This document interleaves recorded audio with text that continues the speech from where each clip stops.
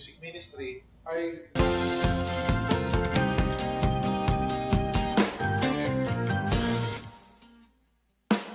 ako nga pala si Ronald Canlas. Po si Melissa Directly.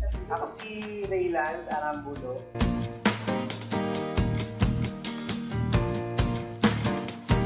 Nagsimula akong dumalo sa Iglesia ng Kabuyog noong mga taong 2002 at sa music ministry noong 6 na buwan nung makatapos ng Bible study. Nagsimula po ako kumahok sa music ministry noong April 2022 po. 6 to 7 years na ako sa music.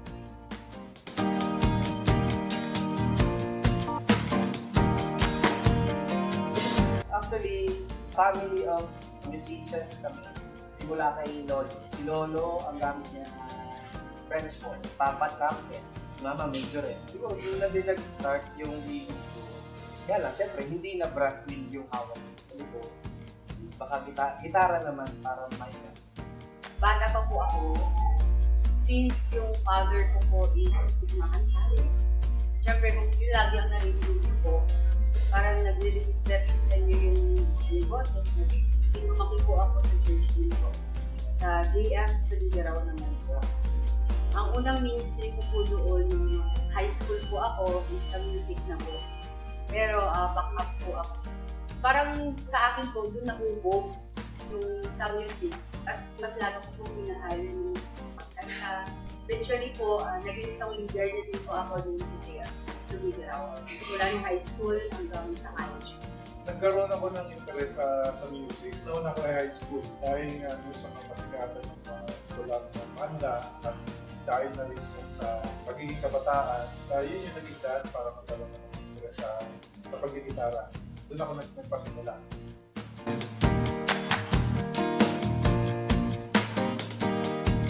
Nandito yung trabaho namin, nandito yung trabaho ko sa Laguna, malayo sa Tuligaraw. Nung time pa po noon, yung pandemic pa, pinunta ko po si Pastor Arnel na maging bahagi nga po ng iglesyang ito, iglesia ng Kabuyaw. Yun na po yung time din na gusto ko nang mag-commit ulit sa Panginoon. Since high school, nagiging talaga ako nagiging part ng music industry. So before pala, more into music na talaga ako. Kaya siguro pagdating ko dito sa JM, doon ako sa ministry na music na punta. Panahon na nagkaroon ako ng pagkakataon na maka-join sa music ministry dito sa Kabuyaw, hindi ka mapapalagay sa iyong sarili at hindi ka makukontento ng gawin mo ng ministeryo. I grab that opportunity na mapasama sa ministeryo.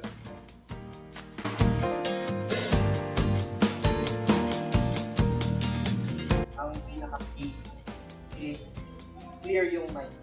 Kasi kung may sagatan sa'yo, siguro problema, hindi ka kasi makaka-focus. Yung every Sunday na pagtugtog, na pagpe-preparean ko yan sa one week, so one music per day.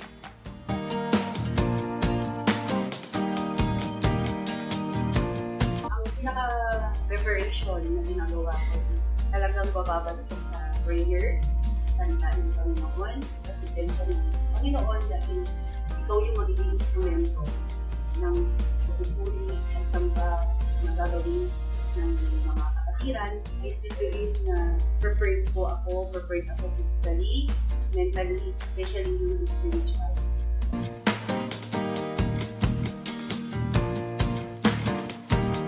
Una, dapat siya ay isa ng mananampalataya. Ibig sabihin, mayroon na siyang relasyon sa ating Panginoon sa Kristo. Pangalawa, makatapos siya ng ating 6 months na Bible study. Pangatlo, dapat makibahagi rin siya kapag nagkaroon na School of Workers. Sa ganung paraan, paihahanda yung nais maglingkod sa Panginoon para sa kanyang babatahin na pag-ministeryo sa bahagi na music department.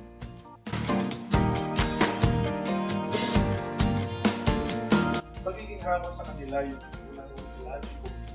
Kung ikaw ay nagkaroon ng pagkakataon na makibahagi sa pag-ministeryo, marapat lang ang ipahalagahan at alayan ng oras at panahon sapagkat ito yung pagministeryo na kung saan tayo tinawag ng Panginoon at para maging kagamit-gamit.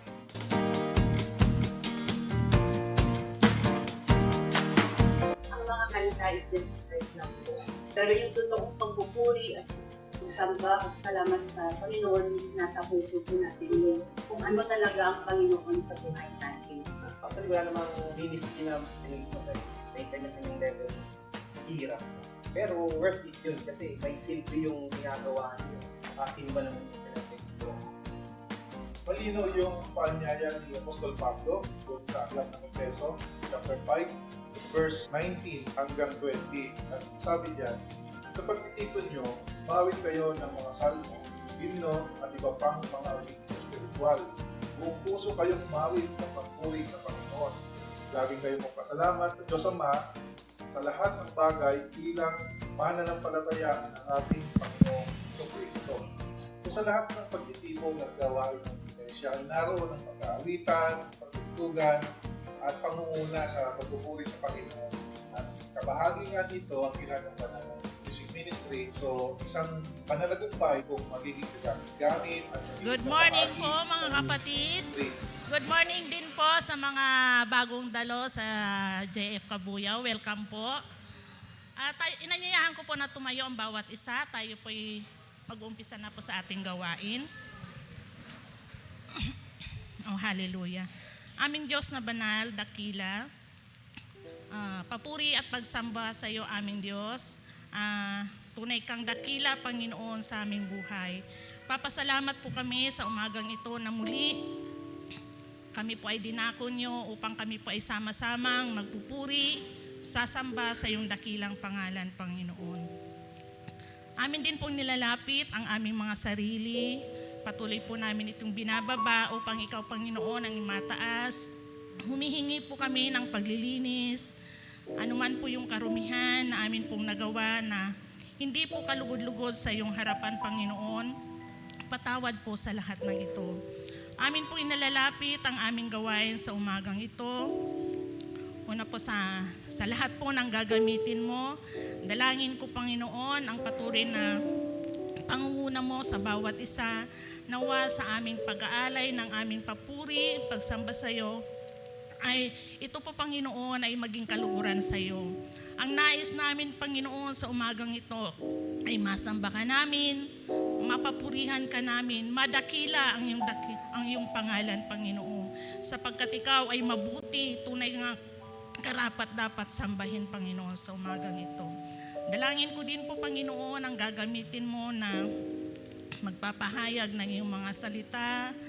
Dalangin ko, O Diyos, ng pagsama ng banal na Espiritu sa Kanya.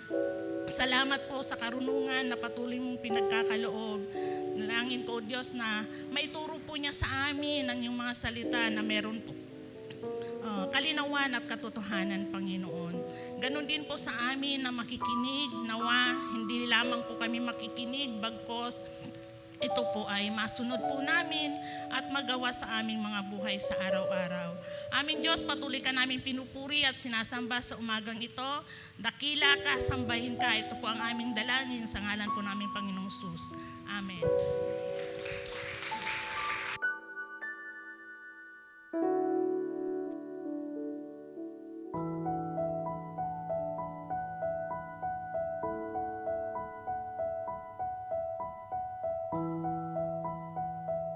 Magandang umaga po sa ating lahat. Hindi na po maulan, no? Sana. Para matuyo na po yung mga labayan. Ayan. So, dito po tayo ay sasamba ngayong araw na to. So, bago po tayo sumamba, tayo po muna ay bumasa sa 2 Pedro, chapter 2, verses 9 to 10. Sabay-sabay po natin basahin. 1, 2, 3, basa. Alam ng Panginoon kung paano ililigtas mula sa mga pagsubok ang mga tapat sa Kanya at kung paano paparusaan ang masama hanggang sa araw na sila'y hatulan. Lalo na ang sumusunod sa mahalay na nasa ng katawan at umahamak sa kapangyarihan ng Diyos. Pangahas at mapagmataas ang mga huwad na gurong binabanggit ko. Wala silang pakundangan sa mga tagalangit at sa halip ay nilalapastangan pa nila ang mga ito. Ayan. So dito po mga kapatid ay sinulat ni Apostol Pedro para maging babala sa kanila dahil meron daw pong mga nakapasok na huwad na guro. So sila po ay tinuturuan ng mga false teachings at sila po ay pinapabalik sa mga dati nilang buhay nung before sila maging Kristiyano. So bumabalik po sila sa kanilang mga masasamang gawain, sa mga mahalay na gawain. So dito po, binabalaan sila na wag daw silang sumunod sa mga yon, mag-ingat sila sa mga yon. At the same time, ini-encourage sila. Kasi kung sila man ay inuusig, sila man ay pinapabalik sa kanilang mga dating gawain, ini-encourage sila na makikita natin sa verse 9, no? Sinabi rito, alam ng Panginoon kung paano ililigtas mula sa mga pagsubok ang mga tapat sa Kanya. So, sino daw yung mga ililigtas ng Panginoon? Mga tapat sa Kanya. Tayo ba ay tapat sa Kanya? Amen. Ano? So, kung ano man yung ating mga pinagdadaanan sa linggo na ating tinatahak na wala tayo sa iglesia, of course, merong mga pagsubok dito. Of course, meron tayong sariling battles. And of course, meron tayong Panginoon na ililigtas tayo mula sa mga pagsubok. Basta tayo daw ay nagiging tapat sa Kanya. So, binabalaan yung mga nagpapanggap na lamang o nananatili sa kanilang mga kasamaan. At ganun din yung mga Kristiyano na pinili pa rin tumalikod kahit naranasan nila yung kabutihan ng Panginoon. So, meron daw ganun, ano? At yun nga, meron pa raw paglalapastangan. So, kung maalala po natin yung turo last week, ano? Yung binhi na lumago daw sa matinik na lupa. So, meron silang mga hadlang para sila ay tuluyan lumago. Maaaring sa mga pera, sa lapi, sa pagkahumaling, no? Sabi ni Pastor, pagkahumaling. Ayan, no? Meron tayong mga pagkahumaling, no? Sa either sa work, sa school, sa bahay, sa mga utang, di ba, no? Meron at merong hahadlang sa atin. Pero patuloy nga tayong ini-encourage kasi haharap tayo sa Diyos pag siya ay bumalik. Haharap tayo, meron tayong inaantay, at ang kailangan lang natin ay maging tapat sa Kanya. Mas kumapit sa Kanya kapag merong pagsubok. Ini-encourage tayo, mga kapatid. Kasi may pag-asa tayong makasama muli yung Panginoon pag siya ay dumating. Kaya kung meron tayong mga pagsubok na pinagdadaanan sa linggong ito, i-set aside natin, ibigay natin, ialay natin sa Diyos. Nandito tayo ngayon para magpuri sa Kanya. Amen po ba? Amen. Kaya kung tayo ay magpupuri, gawin natin to ng buong puso. Gawin natin ito ng walang tinik sa ating puso. Kasi yun ang nararapat para sa ating Panginoon. Sa Diyos po ang papuri.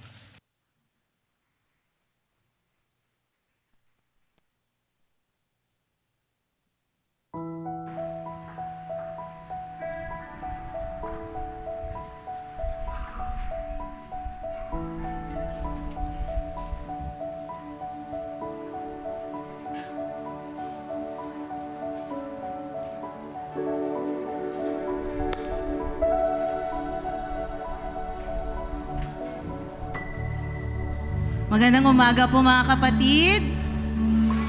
Magandang umaga po.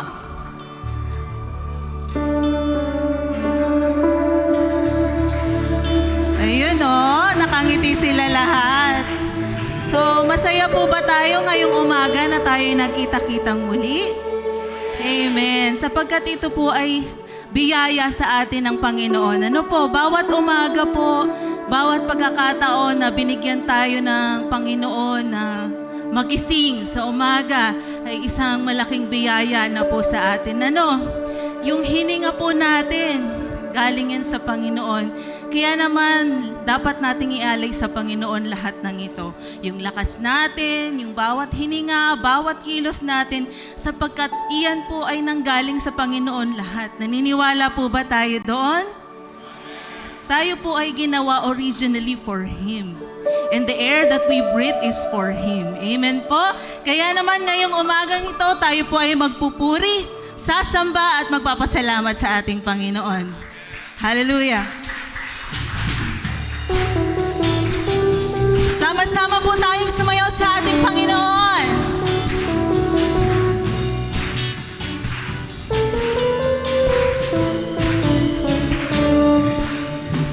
Halina't sumayaw sa tugtog ng bawat musika. Handugan ng Diyos ng buong sigla, ng awit ng pagsamba. Ipalakpak ang kamay, sabay nating iwagayway. Umawit, tumindak ng buong gala, ng hallelujah. Minsan pa tayong sumayaw. Halina't sumayaw sa tugtog ng bawat musika. Handugan ng Diyos ng buong sigla, ng awit ng pagsamba. Ipalakpak ang kamay, sabay nating iwagayway. Umawit, tumindak ng buong gala, ng hallelujah. Hallelujah! Hallelujah! Hallelujah! Hallelujah! Purihin natin. Minsan pa, hallelujah! Hallelujah! Hallelujah! Hallelujah! Purihin natin siya. Minsan pa, halina't sumayaw. Igalaw ang ating katawan. Bawat musika, handugan ng Diyos ng buong sigla, ng awit ng pagsamba. Ipalakpak ang ating mga kamay. Iwagayway, iwagayway. Umawit, tumindak ng buong gala, ng hallelujah. Awitin natin. Hallelujah!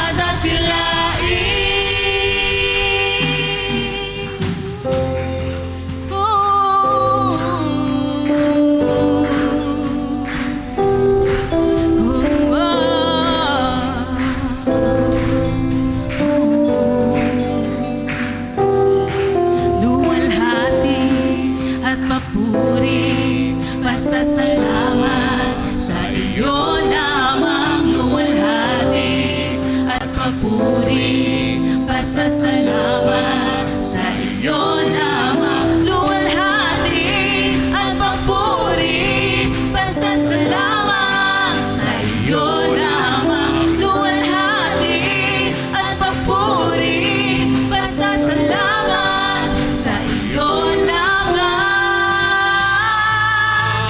Jesus, napakabuti mo,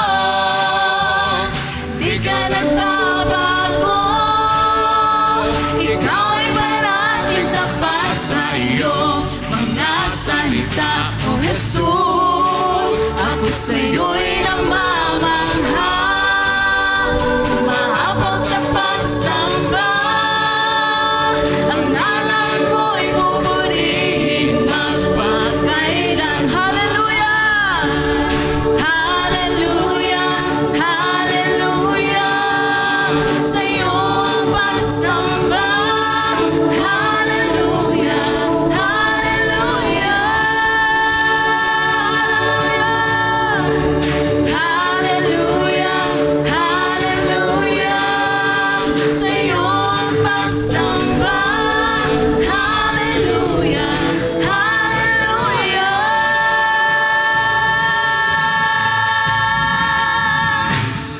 Hallelujah! Purihin ka aming Diyos. Patuloy kaming sasamba at aawit sa iyo, Diyos. Tunay nga sa aming buhay, ikaw ang aming sandigan, ikaw ang aming kanlungan, Panginoon. Sa lahat ng bahagi ng aming buhay, ikaw ang aming takbuhan, O Diyos. Hindi mo kami iiwan, ni pababayaan man, O Diyos. Sa anumang sandali ng aming buhay, ito man ay maging mahirap, maging masaya, ito man ay tagumpay o kalungkutan, Panginoon. Palagi kang naririyan, handang umagapay, handang kumalinga sa iyong mga anak, O Diyos.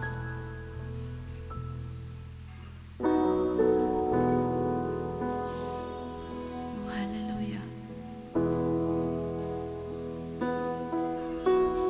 Ikaw ang aking kanlungan at kapayapaan.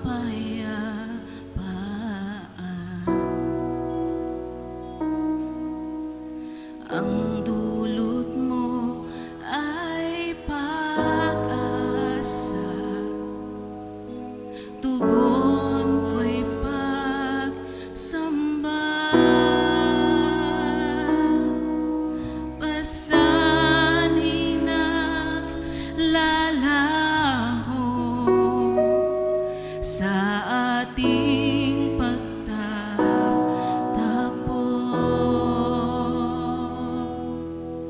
Ang puso at ang buhay sa'yo iaalay. O Diyos, ika'y karapat-dapat, pag-alayan ng pagsamba, pagmamahal at pagdakila, alay sa'yo, aming Ama.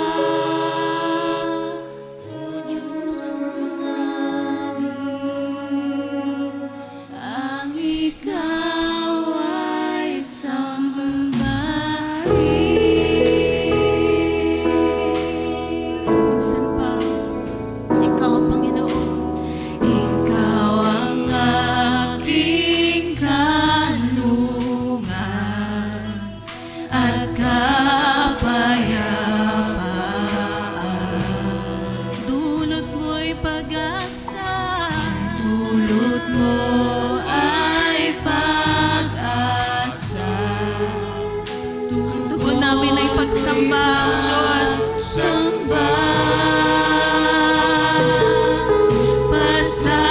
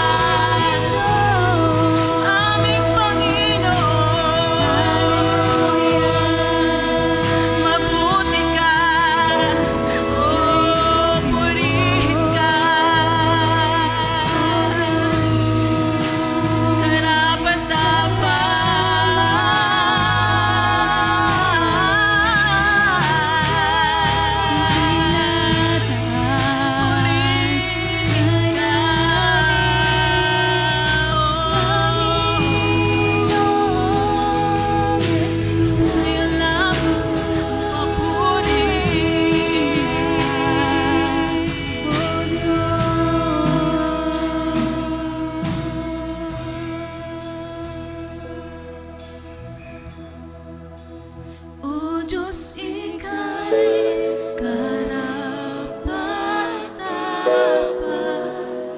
pag-alayan ng pagsamba.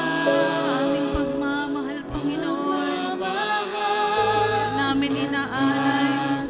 Dakila, alay sa'yo, aming Ama. O Diyos, ika'y karapat-dapat, pag-alayan ng pagsamba. Tanging hangarin ang ikaw ay sambahin. Tanging hangarin, tanging hangarin ang ikaw ay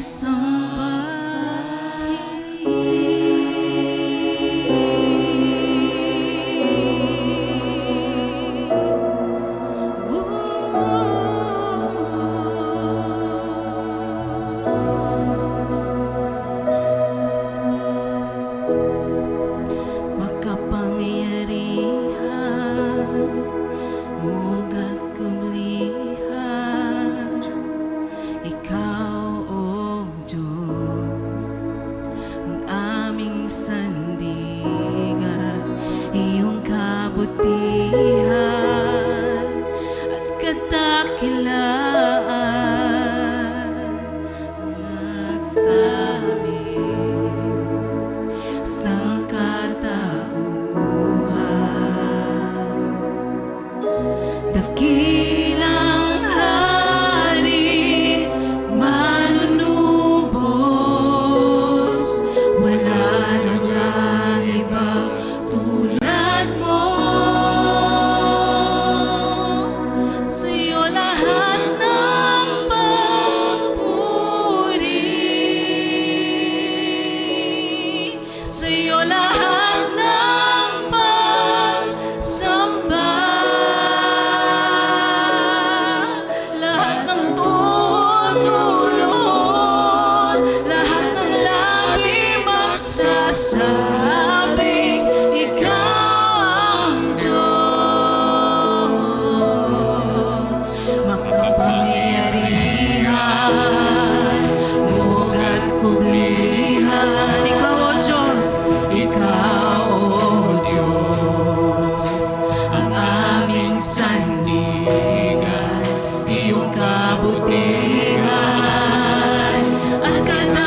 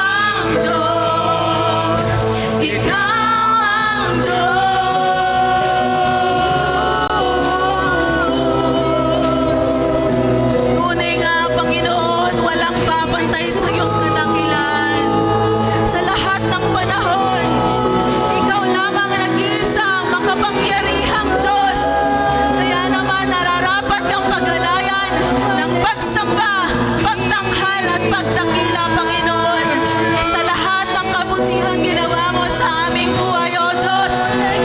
Purihin ka, dakilain ka, O Diyos. Salamat, salamat sa iyong buhay. Salamat sa iyong pag-ibig, O Diyos, na kami patuloy na nandito, Panginoon. Tangin namin hangal ay makasama ka pagdating ng panahon sa iyong pagbabalik. Purihin ka, sambahin ka. Oh, hallelujah, hallelujah. Sa iyo lahat ng papuri. Sa iyo lahat ng pagsamba. Lahat ng tuhod, Panginoon, ay sa iyo luluhod. Lahat ng labi magsasabi na ikaw lamang ang nag-iisang Diyos na karapat-dapat purihin. Ikaw, Panginoon. Ikaw, O Diyos. Sa iyo lahat ng pagluwalhati, O Diyos. Oh, hallelujah. Dakila ka, purihin ka. Oh, hallelujah. Oh, Panginoon, sa iyo namin inaalay ang lahat ng ito. Ang aming mga puso, ang aming mga buhay, ang aming buong pagkatao, Panginoon, ay para sa iyo lamang. Oh, hallelujah. Purihin natin ang ating dakilang Panginoon. Ramdamin natin ang kanyang presensya. Oh, hallelujah. Yalalasa, lalahayalala. Oh, pasasalamat ay sa iyo, aming Panginoon. Yalalasa, lalalahayala. Oh, purihin ka. Sambahin natin ang ating Panginoon sa Espiritu. Kung gaano natin siya sinasamba, pinapasalamatan sa ating buhay. Isipin natin kung paano niya tayo iniligtas sa ating mga kasalanan at patuloy na ginagabayan sa araw-araw, Panginoon. Salamat, salamat. O yan,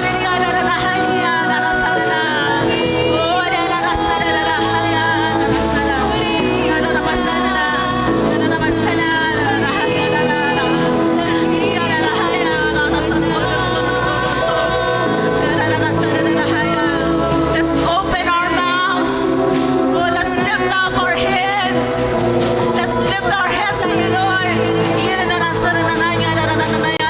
Lift Him up. Glorify His name in this place.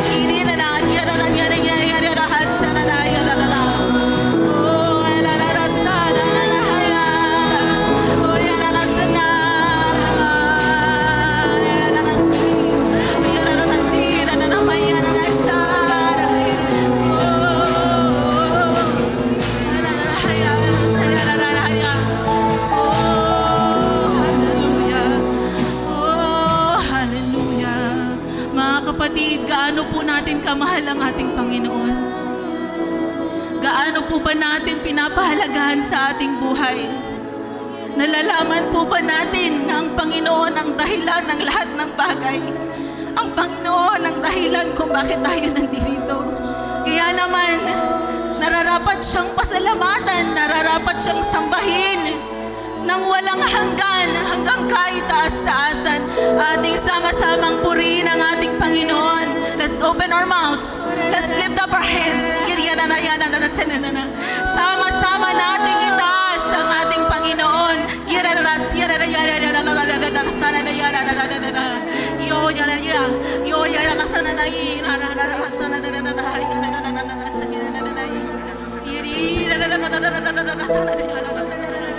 The Lord knows your heart.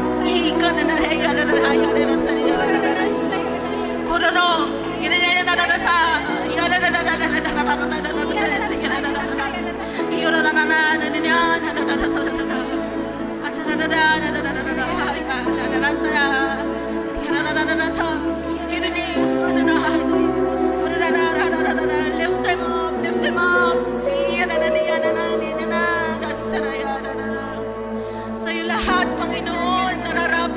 papuri at pagsamba, pagtanghal, pagluwalhati, O Diyos. Salamat, salamat sa buhay mo. Salamat, salamat sa iyong pag-ibig, Panginoon, na patuloy naming nararanasan hanggang sa ngayon.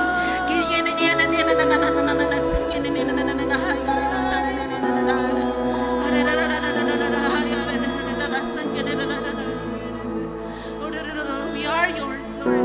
We are yours, Lord. We humbly offer ourselves to you, Lord.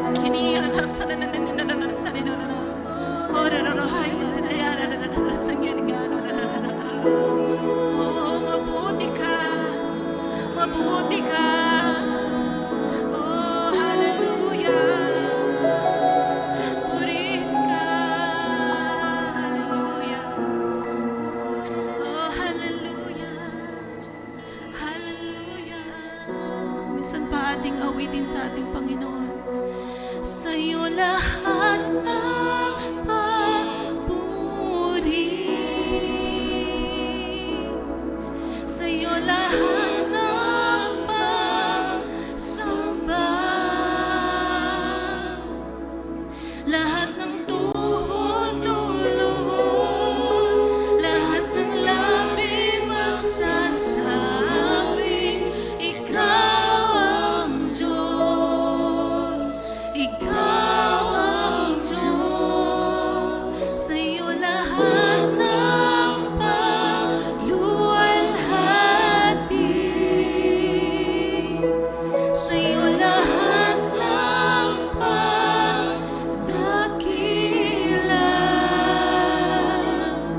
lahat ng tutulog, lahat ng labi magsasabing, Ikaw ang Diyos, Ikaw ang Diyos, Ikaw ang Diyos, Ikaw ang Diyos, Ikaw ang Diyos, Ikaw, Panginoon, Ikaw ang Diyos, Ikaw ang Diyos, Jesus.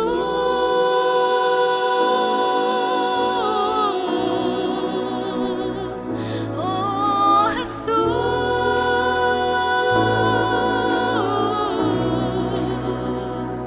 Oh, Jesus.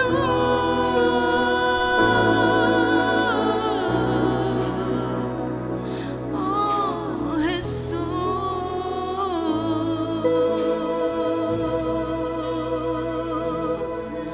Salamat, dakilang Diyos, sa iyong pagsama sa amin sa umagang ito. Salamat, Panginoon, sa pagpapadama sa amin ng iyong pag-ibig na lagi naming nararanasan sa araw-araw. Salamat sa iyong buhay. Salamat sa iyong pag-ibig. Tunay nga, Panginoon, na sa iyo lamang karapat-dapat ialay ang papuri, pagtanghal, pasasalamat at pagluwalhati magpakailanman. Amen at amen.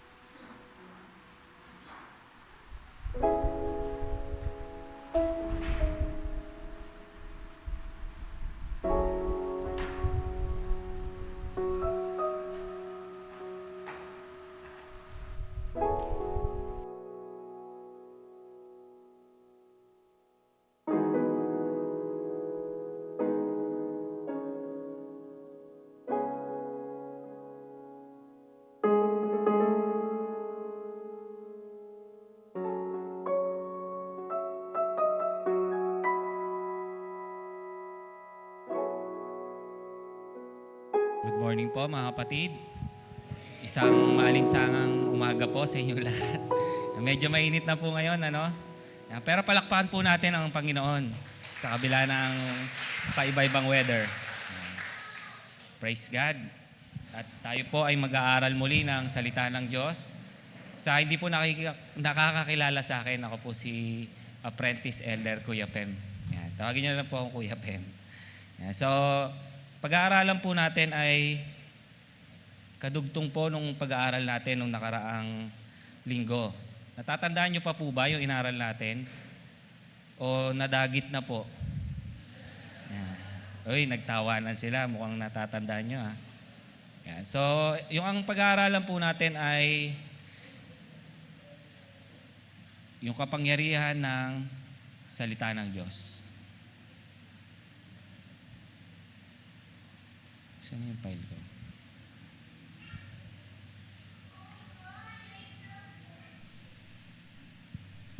Yan. So, di ba po, tapos na tayo sa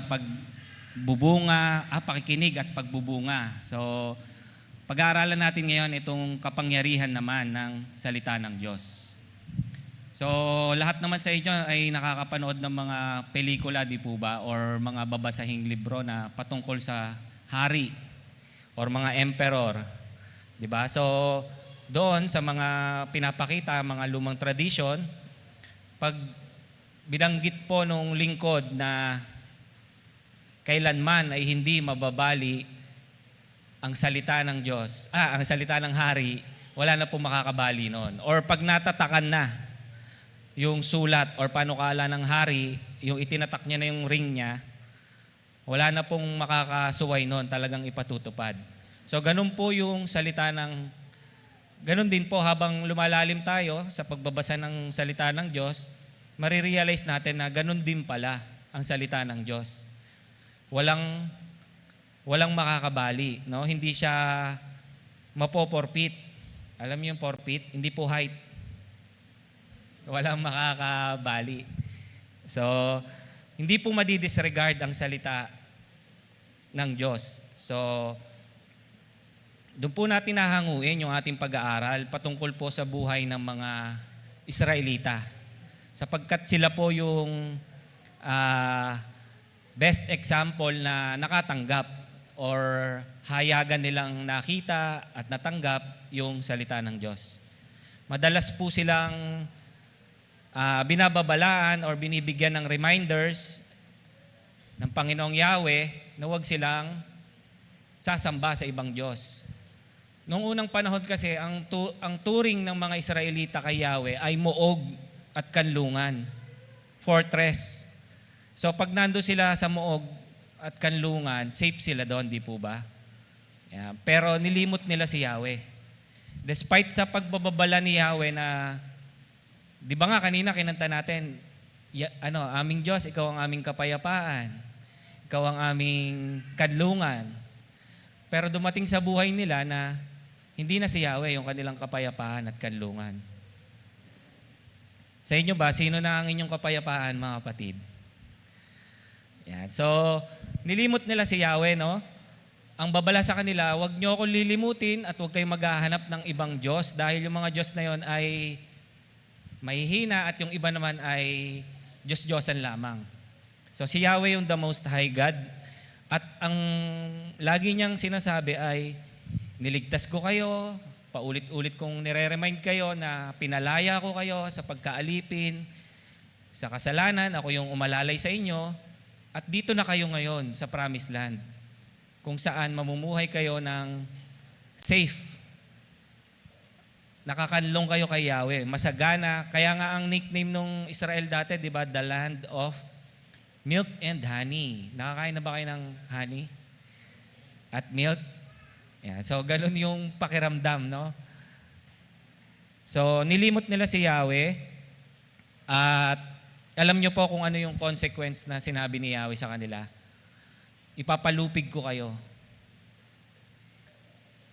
Papalupig ko kayo sa ibang mga bansa at pagtatawanan nila kayo. At magtatanong yung kapitbahay niyong bansa, ano nangyari sa Israel? So sasabihin ng mga ibang bansa, sapagkat nilimot nila ang Diyos na buhay. So ganun po yung nangyari sa kanila mga kapatid. Alam niyo po ba kung ba't gustong ingatan ni Yahweh ang Israel?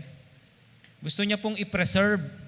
Gusto niyang binukod niya Israel para po mapagpala ang lahat ng bansa. Sapagkat doon po lalabas o lilitaw ang Mesiyas.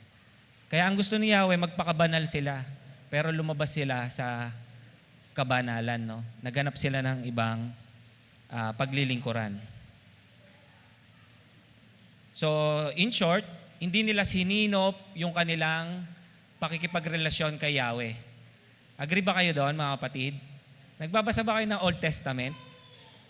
Yeah, so Old Testament po itong ating pag-aaralan ngayon sa Isaiah 55, 1-13. Next po. Yan. So sabi diyan, sa ating panahon ngayon, may mga taong itinuturing ang salita ng Diyos bilang isang agimat o anting-anting na lamang. Yan. So kumbaga, pag sinabing agimat o anting-anting, weapon, no? Para hindi mapahamak. Alam niyo ba yon yung agimat, anting-anting? So sinusuot nila yon para protektahan sila sa masamang elemento or minsan para hindi sila tamaan ng bala. Pag nasa gera sila, suot nila yon, no? Yeah. So, ganun na lamang ang turing sa salita ni Yahweh ngayon. Protection na lang. Yung Bible, sa panahon natin ngayon, di ba yung Bible, pagka natatakot, dadalhin yung Bible, no? Minsan naman, dumaan sa madilim na kalsada, ay, babanggitin ko na yung mga kanta ni Yahweh. Di ba? O kaya naman, tinatabi sa kama bago matulog para hindi ako puntahan ng multo. Katabi yung yung Bible, no? Yan. So, ginawang agimat na lamang o anting-anting. Ang salita sa iba naman, isa na lamang itong babasahin o mga tala ng kasaysayan noong unang panahon. So sa iba, ang turing nila ay parang comics na lamang, no? Pampatulog yan. Di ba gano'n naman yung comics, pampatulog? So tinuring na lamang nila na yung salita ni Yahweh ay babasahin na lamang. At sabi diyan ay tinuring din nila na talaan na lamang ng kasaysayan. So history na lang sa kanila yung Bible. Parang, ganun pala yung nangyari noong unang panahon. Yan. Nawalan na ng value.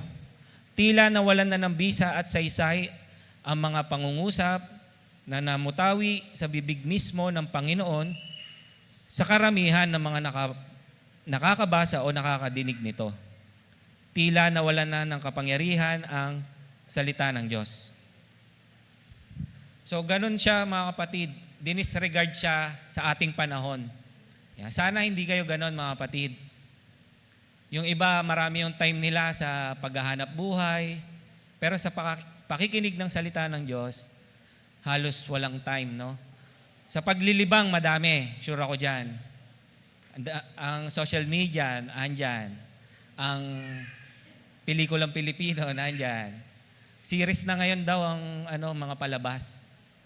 Yan. Kaya ako, ayoko manood ng series kasi may commitment, kailangan mong tapusin pag nasimulan mo. Di ba yung Netflix ganon? Pag sinimulan mo, kailangan matapos mo siya. Kasi bitin.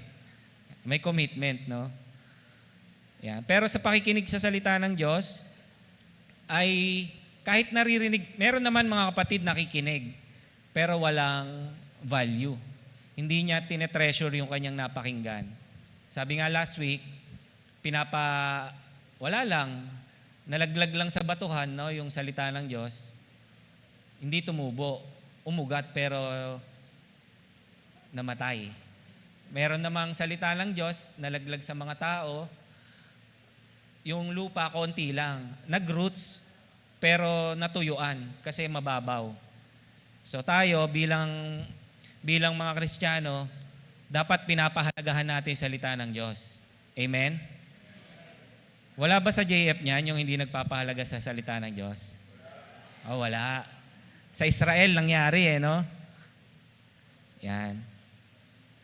Mga kapatid, sa panahon natin ngayon, lagi tayong umiiwas, no?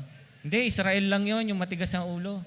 Lagi tayong nagtuturo Ay hindi, yung classmate ko lang yon, hindi nag-church. Pero pansinin niyo yung daliri niyo, pag nagturo kayo, dalawang kamay lang tinuro niyo sa kanila. Ay, dalawang daliri lang ang naituro niyo sa kanila. 3 sa inyo. Yan. Alam niyo ba yun? Ikaw, di ba, 2. Pero balik sa'yo. Back to you, no? Yan. Mga kapatid, sanayin natin yung mga sarili natin na umaamin tayo sa ating pagkakamali. Kaya ngayong umaga sabihin nyo, ako yon. Ako yon, yung hindi nagpapahalaga sa salita ng Diyos. Di ba masarap, mga kapatid? Kumbaga, pansinin nyo, sabihin nyo, ako yon, mali ako. O, di ba? Mas okay kaysa yung hindi. Ikaw may kasalanan, kaya ako sumama. Ginawa mo akong ganito. Di ba? Lagi tayong nagdadailan, lagi tayong nagtuturo. Pero subukan yung umamin. Magiging masarap ang tulog nyo. May tutuwid kayo ng Diyos. Yung mga Israel, mga kapatid, hindi sila umamin. Ang tagal nilang dinisregard ng Diyos. So tuloy na po natin at doon sila napahamak, no? So yan po yung pamagat ng ating pag-aaral. Kapangyarihan ng salita ng Diyos. So, bakit siya sinabing may kapangyarihan? Sapagkat si Yahweh, ang Diyos na buhay, ang may lalang ng lahat ng bagay at may hawak ng oras. Makapangyarihan ba yon, mga kapatid? Yes. So ngayon, specific yung ating pag-aaralan. Yung kapangyarihan ng salita ng Diyos. Tulog na ba kayo, mga kapatid? Ako yon. Hindi ako yon. Sabihin nyo, hindi ako yon. Yan. So mga kapatid, ang babasahin po natin ay medyo mahaba, 5 slide po. Sino po yung ating tagabasa ngayong umaga? Yan, sige po, si Ate Cheska. Sinabi ni Yahweh, narito ang tubig, kayong mga nauuhaw. Ang mga walang salapi ay lumapit din dito. Bumili kayo ng pagkain at ito'y kainin ninyo. Bumili kayo ng alak at gatas, kahit walang salaping pangbayad. Bakit gumugugol kayo ng salapi sa mga bagay na hindi nakakabusog? Bakit ninyo inuubos ang perang kinita sa mga bagay na sa inyo ay hindi nagbibigay kasiyahan? Makinig kayong mabuti sa akin at sundin ang utos ko at matitikman ninyo ang pinakamasasarap na pagkain. Yan. So ito mga kapatid, habang binabasa natin to, hindi pa to nagaganap sa panahon nila. So inihula pa lang ni Isaiah, no? Sige po, tuloy natin yung reminders ng Panginoong Yahweh sa kanila. Next po. Makinig kayo at lumapit sa akin. Sundin ninyo ako at magkakaroon kayo ng buhay. Isang walang hanggang kasunduan ang gagawin natin. Pagtitibayin ko ang aking walang hanggang pag-ibig kay David. Masdan ninyo, ginawa ko siyang saksi sa mga bansa, pinuno at tagapagmana sa mga bayan. Iyong tatawagin ng mga bansang hindi mo kilala, mga bansang hindi ka kilala sa iyo'y pupunta.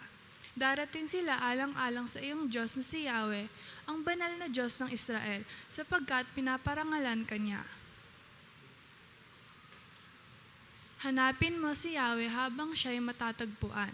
Manalangin ka sa Kanya habang siya'y malapit pa. Dapat nang talikuran ng mga gawain ng taong masama at dapat magbago ng pag-iisip ang taong liko. Sila'y dapat manumbalik at lumapit kay Yahweh upang kahabagan at mula sa Diyos makakamit nila ang kapatawaran.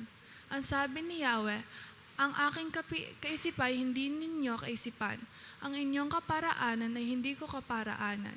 Kung paano ang langit ay mas mataas kaysa sa lupa, ang aking kaparaanan ay higit kaysa sa inyong kaparaanan. At ang aking kaisipan ay hindi maaabot ng inyong kaisipan. Ang ulan at yelo na bumabagsak mula sa langit ay hindi na nagbabalik, kundi dinidilig nito ang lupa. Kaya lumalago ang mga halaman at namumunga at nagbibigay ng butil ng panghasik at tinapay upang maging pagkain. Gayon din naman ang mga salita na lumalabas sa aking bibig. Ang mga ito'y hindi babalik sa akin na walang katuturuan. Tutuparin nito ang aking mga balak at gagawin nito ang aking ninanais. May galak na lilisanin ninyo ang Babylonia. Mapayapa kayong aakayin palabas ng lungsod.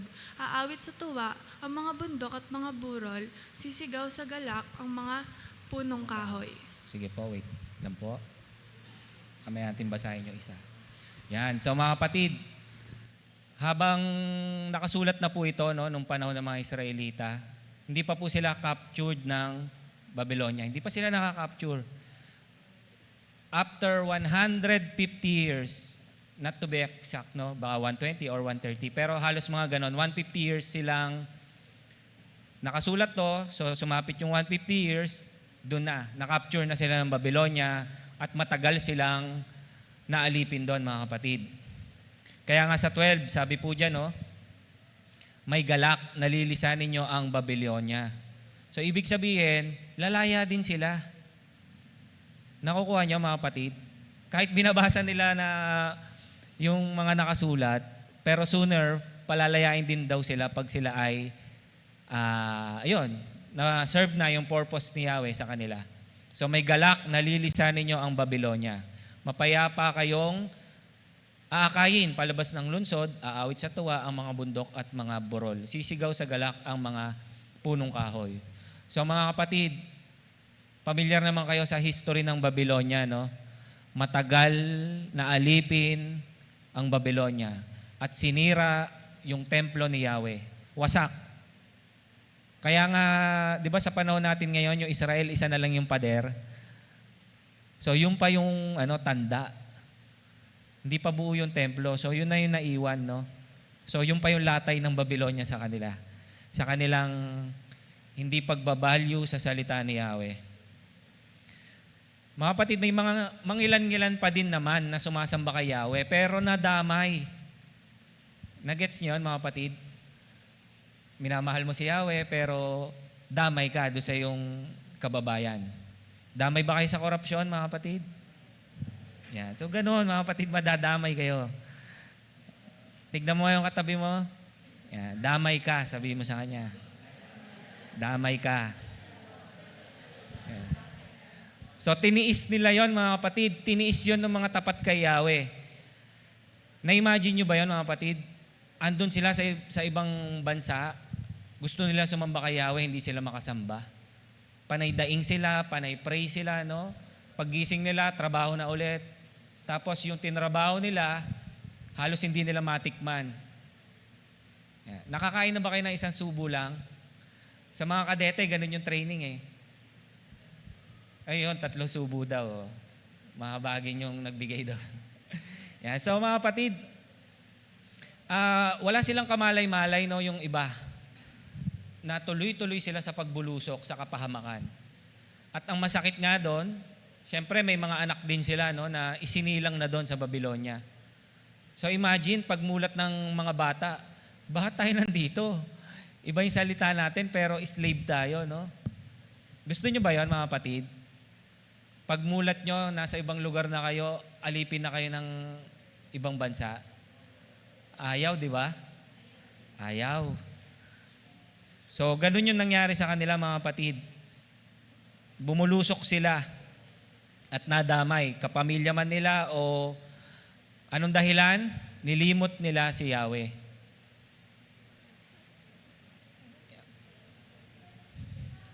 At kaya nga, sa verse na binasa natin kanina, ano sabi doon sa verse natin kanina?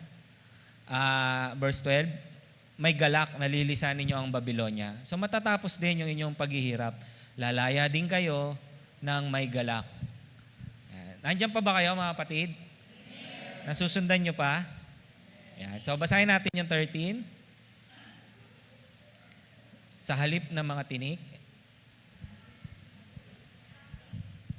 Sige po ako muna. Sa halip ng mga tinik, kahoy na mayabong ang siyang tutubo.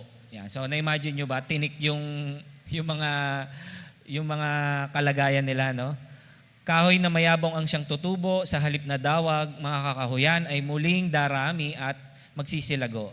Ang lahat ng ito ay parangal kay Yahweh, walang hanggang tanda sa lahat ng kanyang mga ginawa. Yan. So yung ating controlling question ngayong umaga ay, bakit makapangyarihan ang salita ng Diyos. So una, ang salita ng Diyos ay hindi nabibigo kailanman. So hindi siya magfe-fail. Pero ano ba yung kapangyarihan ng salita ng Diyos na tinutukoy? Parang ano ba siya? Baril lang ba? Na babariling kita ng salita ng Diyos. Korap ka. Parang gano'n. Ganun ba yung kapangyarihan ni Yahweh? Hindi po mga kapatid. Yung una nating punto, ganito po siya. Ang salita ng Diyos ay hindi nabibigo kailanman. Sabihin nga natin mga kapatid, ang salita ng Diyos ay hindi nabibigo kailanman. So kailanman mga kapatid, ever. Hindi siya mabibigo ever. Kailanman. Sabi nga dito mga kapatid, yan, ang ulan at yelo na bumabagsak mula sa langit ay hindi nagbabalik, kundi dinidilig nito ang lupa. Kaya lumalago ang halaman at namumunga, nagbibigay ng butil na panghasik at tinapay upang maging pagkain. Gayon din naman, ang salita na lumalabas sa aking bibig, ang mga ito'y hindi babalik sa akin na walang katuturan. Yan. So bakit kaya in-example yung ulan at yelo, mga kapatid? Sabi, hindi raw kayang pabalikin yung ulan at yelo. Pag bumuhos na, halimbawa, pumatak na sa lupa, pwede mo ba yung pabalikin? Hindi, di ba? So, ganun yung salita ni Yahweh. Hindi siya bumabalik. Kaya nyo bang pigilan yung ulan, mga kapatid? O yung pagpatak ng yelo, yung snow? Di ba may palabas yung Pilipino, yung rain dance? Yung pinipigilan yung ulan, sasayaw. Sundance, hindi gagana yon mga kapatid. Walang ganon. Hindi po ganon ang salita ng Diyos. Sa verse 11, sabi niyan, once na lumabas na sa bibig o salita ng Diyos, may purpose po yun mga kapatid, may layunin yun. Yung mga balak ni Yahweh, mangyayari. Yung balak ng Diyos, pag nilathala niya, matutupad. Di ba kanina, ang salita ng hari kailanman ay hindi mababali. Sa iba, mga kapatid, pag nakipag-usap kayo, di ba minsan walang sense? Di ba minsan walang ka-sense? Okay. Di ba may in-explain, pagka nag-reply nga, sa reply nga lang, mga kapatid, malalaman mo na hindi siya hindi siya okay eh. Okay ka ba? Okay lang. Di ba? Pero hindi okay. Gusto mo ba to? Ayos lang. Mapababae, mapalalaki, di ba? Parang, pero sabi, sa pag-aaral, babae daw ang Ay, bias daw. Hindi pa mga kapatid, biro lang. So, ganun siya mga kapatid, no? Pag sa ibang tao, pag nag-promise sila, hindi, minsan nababali. Hindi sure. Pero sa Panginoon, once na nag-promise ang Diyos, mangyayari at mangyayari. Igaganap ni Yahweh yung kanyang salita. At tinutupad niya yon. Hindi po nabibigo. Hindi po uuwing empty sa Diyos yung kanyang sinabi. Hindi po babalik sa kanya yon na basyo. Yan. Pero kung minsan mga kapatid, yung mga Kristiyano, pagka hindi pa nagaganap sa time frame niya o timeline niya, minsan nagdududa siya sa Diyos no? Ganun ba kayo mga kapatid? Ako yun. Walang umaamin ba? Wala ba dyan? Minsan ganun yung nangyayari mga kapatid. Nakakalungkot man sabihin, minsan inoorasan natin ang Diyos. Sa prayer meeting, hindi to criticism mga kapatid Minsan napapansin lang natin, medyo inuutusan na natin ng Diyos. Lord, sana po ganito gawin mo. Sana patigil mo yung ulan. Gusto nga diligin ng Diyos. Di ba? So, ganun yung nangyayari mga kapatid. Ay, Lord, sana po sa ganitong edad, naabot ko na yung ganito, ganyan. Sana may girlfriend na ako, may boyfriend na ako. Sa ganitong edad, 26, kasal na dapat ako, nakapag-down na ako sa pag-ibig. Ganon yung mga panahon ngayon no? Inoorasan ng Diyos. At pag hindi natutuloy, Nai-stress o nababalisa? Ay, hindi naman yata totoo yung sinabi ng Diyos na hindi niya kami iiwan. Mga kapatid, wala pong pangakong payayamanin kayo. Ang pangako, hindi kayo pababayaan, hindi kayo iiwanan.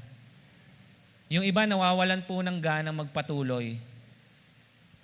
Agree ba kayo dyan?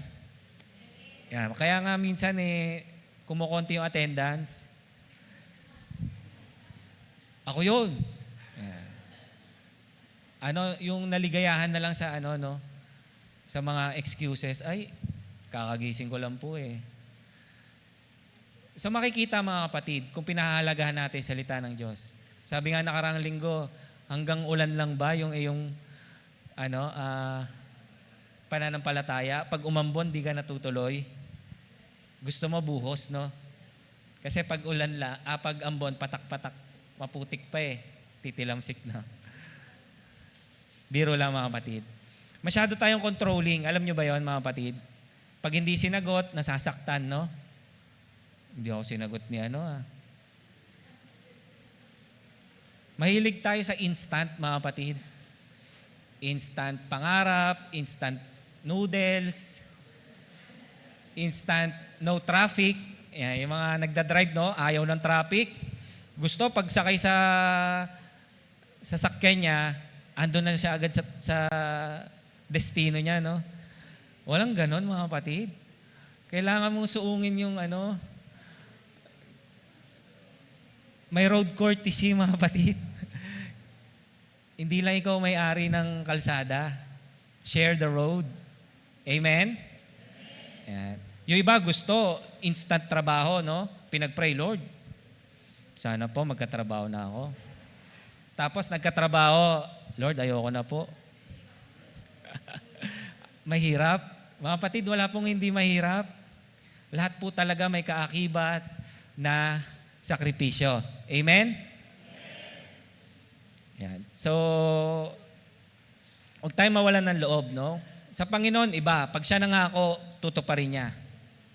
Ano ba yung mga salita ng Diyos na pinanghahawakan niyo, mga kapatid? Buhay na walang hanggan, siyempre, di ba?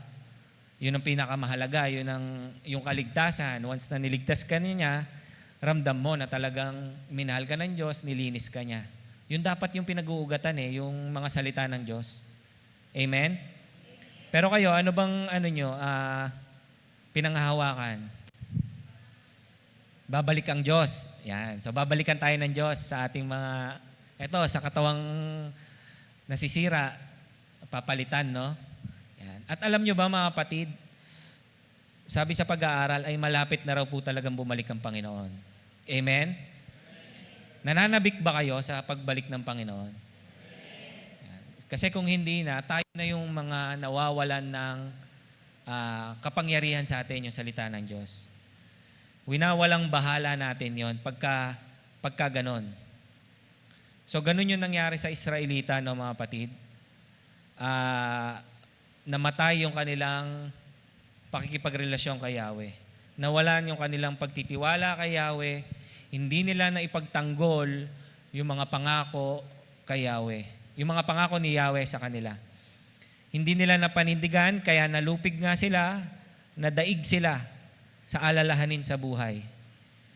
May tao bang walang alalahanin sa buhay, mga kapatid? Parang wala, no? Yan. So, sa kabila ng lahat ng alalahanin sa buhay, mga kapatid, andyan ang Diyos. Totoo po, may pangangailangan tayo. Amen ba doon? Lahat tayo may pangangailangan sa buhay. Ngunit, ang salita ni Yahweh at pangako ay tapat. Patuloy po siyang gagawa para sa kanyang mga anak. Amen? Sa'yo, ang tingin mo kulang, pero kay Yahweh, sapat yon. Yung iba ay sobra to, pero kay Yahweh, sapat lamang yon. So, ganun siya, mga kapatid. Hindi niya uulilain, hindi niya iiwan yung mga taong kumakapit sa kanya at sa kanyang salita. Ano man yung idating ng panahon, kaalwanan man or kapighatian, alam niya, kasama niya ang Diyos. Kasama ba natin ang Diyos? Ang Panginoong Yesus, kasama ba natin? Nasaan ang Panginoong Yesus? Yan. Yung iba sabi, hindi, nasa puso ko ang Panginoong Yesus. Umakyat na po mga kapatid. Umakyat na po ang Panginoong Hesus. Sino na pong kasama natin ngayon? Yan, ang banal na Espiritu. Kaya asamin po natin mga kapatid, yung pinangako ng Diyos na ibibigay niya ang banal na Espiritu. Tutuparin ba yun ng Panginoong Yahweh? Ibibigay niya ang banal na Espiritu at ang kapuspusan nito? Yes, ibibigay. Pinramis. Hindi po nabibigo. Sa tao, mabibigo. Agree ako dyan. Halimbawa, pinangakuan kayo ng posisyon. Next year, gagawin na kitang principal. Huwag ka mag-alala, next in line ka sa akin. Kasi kahit teacher 1 ka lang, akong bahala sa'yo. Namatay yung principal. Wala na, yung promise. Amen? Okay, sige po, tuloy natin. Yan. So sabi dyan, sige po, basahin natin. Magpahayag ka, ang sabi ng tinig. Ano ang ipahahayag ko? Tanong ko. Sumagot siya, ipahayag mo ang lahat ng tao ay tulad ng damo. Ang kanyang buhay ay tulad lamang ng bulaklak sa parang. Natutuyo ang damo, kumukupa sa mga bulaklak kapag sila'y mahipanan ng hangin mula kay Yahweh. Tunay nga ang tao ay tulad ng damo. Oo, ang damoy nalalanta at kumukupas ang mga bulaklak, ngunit ang salita ng ating Diyos ay mananatiling magpakailanman. Nananatili ba ang salita ng Diyos, mga kapatid? Kailan siya nananatili? Magpakailanman. Forever, no? Habang buhay ang salita ng Diyos. Hindi naluluma. Laging sariwa. Nasa Psalms yata yun, ha? Ang salita ng Diyos ay laging sariwa bawat umaga. Tandaan niyo pa ba yun, mga kapatid? Pero ang tao daw, hindi forever sariwa. Basahin po natin. Ayun yung kulay yellow. Sabi, tulad ng damo, ayan daw, yung tao, ang kanyang buhay ay tulad lamang ng bulaklak sa parang. So yung damo, natutuyo ang damo. So ganun na nangyayari sa damo. It withers, no, na natutuyo. Pagka matindi yung init ng araw, natutuyo. Nag-aalaga ba kayong damo? Wala nag-aalaga ng damo, no? Yan. Carabao grass, inaalagaan yon. Di ba? May ibang mga damong inaalagaan eh. Pero gayon pa man, ang damoy matutuyo. Kahit anong mangyari, hindi siya tatagal, mga kapatid. Nang 100 years old, yung damo, fresh pa din, hindi po. Ganun daw yung buhay ng tao, mga kapatid. Matutuyo kayo. Naglo-lotion pa ba kayo, mga kapatid? Darating at darating ang panahon, maglo-lotion din kayo. Ay, ano na, parang it withers na. Nalalanta na. Yan, sabi, ang mga bulaklak daw, ganun din daw ang buhay ng tao. Kumukupas, parang bulaklak. Noon, ang dami pang gumamela, no? Ang dami ring kanta about sa gumamela. Yan. Pero, gayon pa man, kukupas. Yung ganda, yung kakisigan, lilipas talaga, mga kapatid. Agree ba kayo doon? Yan. Dati kayo ang leader sa sa kumpanya, no? Tapos later on, wala na, parang fading na ako. So magpe-fade talaga, mga kapatid. Parang bulaklak ang buhay ng tao. So sandaling maganda, darating din siya sa panahon ng pagkupas. Kaya yung mga kabataan, puntirya ng magaganda, tsaka gwapo, no? Ang puntiryahin nyo yung Kristiyano, yung nagpapahalaga sa salita ng Diyos. Amen? Yun. Sapagkat kung hindi nyo gagawin yon, buntot nyo, hila nyo. Alam nyo yan, mga kapatid? Kung anong mangyari, despite of reminders, ayaw nyo makinig. So later on, harapin nyo yung inyong katigasan ng ulo. Yan. So sabi dyan, but the word of God remains forever. Hindi kagaya ng itsura ng tao. Nagde-degrade. Hindi natatapos ang salita ng Panginoon. Ang katotohanan kay Yahweh ay siyang katotohanan pa rin sa panahon natin ngayon. Amen? Ang kasinungalingan para kay Yahweh ay kasinungalingan pa rin sa panahon ngayon. At ang salita ni Yahweh ay wala pong pinipiling oras. Mananatili siya hanggang sa pangwalang hanggan. Kaya nga sa walang hanggan, anong mga nandun? Una, ang Panginoon nandun sa forever, no? At pangalawa, ang mananatili yung kaluluwa ng tao. Kaluluwa niya na kasama ang Diyos sa pangwalang hanggan o yung kaluluwa niya na hiwalay sa Diyos sa pangwalang hanggan. So nag-i-stay yung kaluluwa. At yung pangatlo, ang salita ng Diyos. Kailan may mananatili. Amen. At pag nangako nga ang Diyos, mga kapatid, walang bola-bola, walang pasikot-sikot, straight to the point. Ang yes sa Kanya, yes talaga. At ang no, no. Hindi kagaya sa tao, yung okay lang, ang daming meaning. Depende sa tono. Kumain ka na, busog ka, okay lang ako. Gutom ka na, okay lang po ako. Okay ka pa ba sa trabaho mo? Okay lang. Binisita ni pastor, okay ka pa ba, kapatid? Pastor, okay lang ako. Okay lang ako, tignan mo. Straight body, no? Kapatid, hindi kayo dadalawin kung hindi kayo okay. May problema po talaga. Amen? Wala na nag-amen. At doon natatapos ang ating pag-aaral. Tumigas ang ulo. So hindi po mga kapatid, pag pinuntahan kayo, ibig sabihin may problema, nagmamalasakit sa inyo mga kapatid. Amen? Pag pinagsabihan tayo ng mga tagapanguna, ng ating mga elder, sila Kuya Ronald, nila Kuya Vic, talaga pong may kailangang ayusin. At pag tinamaan kayo ng salita ng Diyos, tinamaan po talaga kayo. Pinuntirya kayo ng salita ng Diyos. Hindi po ako. 100 yung, 80 po kayong nandyan. Alam nga namang yung preaching ko, ikaw lang ang tinarget ko. Pero kung ikaw, baka ikaw nga talaga. Ikaw talaga. Yan. Ako yun. Sabihin nyo, ako yun. Yun. So pag tinamaan kayo, kayo talaga yun mga kapatid. At nagmamalasakit ang Diyos sa inyo. So tapos na po tayo sa ating unang punto. Ang salita ng Diyos ay hindi nabibigo kailanman. Walang failure. Walang forfeit, hindi siya nababali. Once na sinabi niya, matutupad at magaganap. At may tiyak na layunin. Sige po, next po natin. Yung pangalawa nating punto. 2 punto lamang po yung ating i-discuss ngayon at yung kadugtong ay sa next meeting. So ang salita ng Diyos ay nagtataglay ng kanyang kapangyarihan. So hindi lang po siya basta message, no? Hindi lang siya basta salita.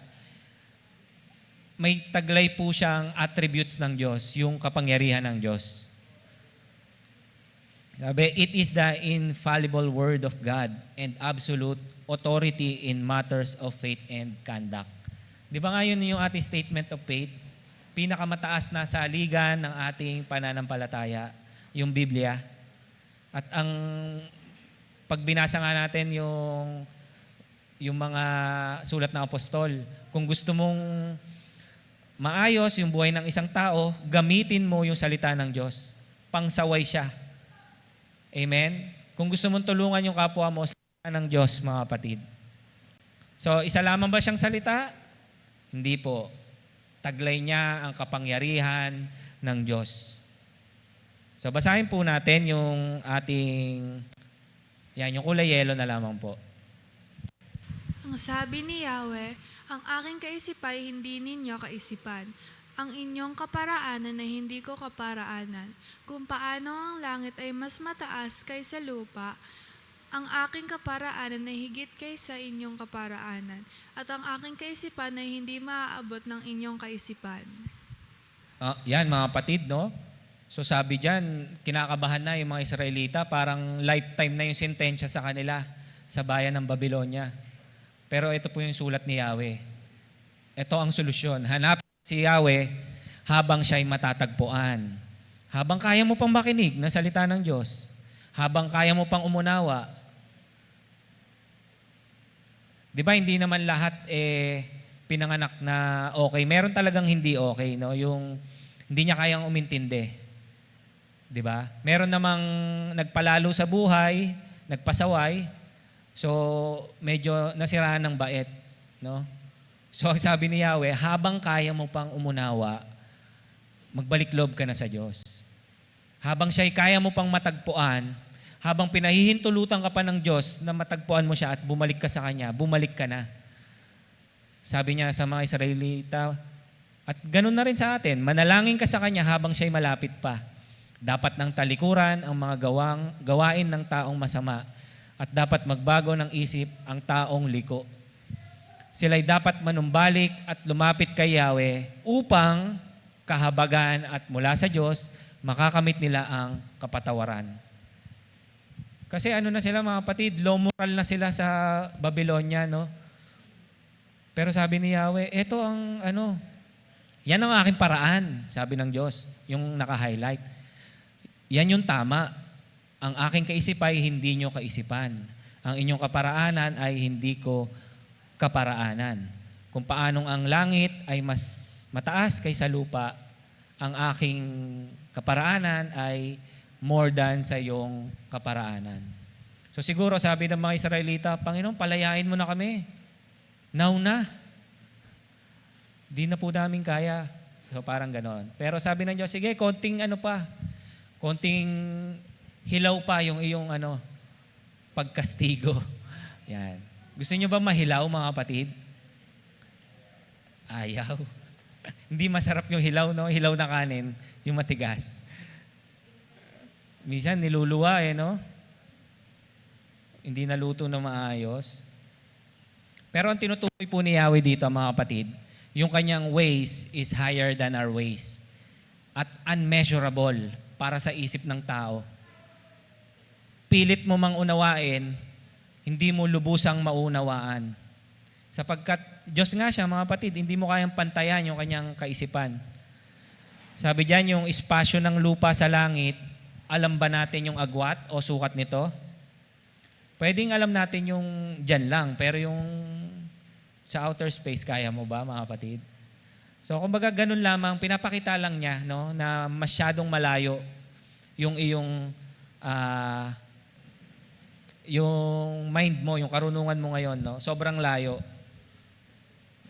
Kaya nga, mga kapatid, di ba, nauso yung ligawan ng unang panahon, pag nanliligaw, no, yung ibibigay ko sa iyo ang langit at may kasama pang buwan.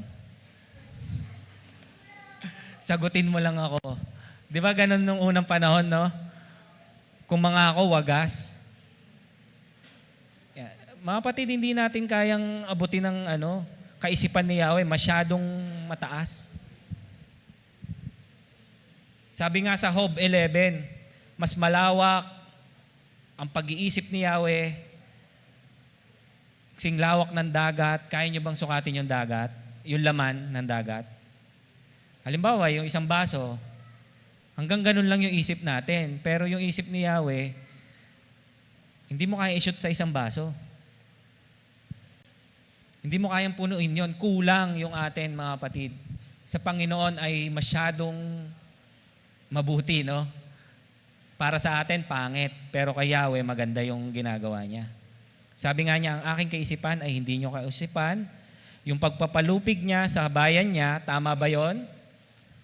Para sa taong bayan, ipa-capture ka ng walang sabi-sabi, tama ba yon? Pero hindi, may say si Yahweh pala, may reminders pala. Diba? Pero sa kanila,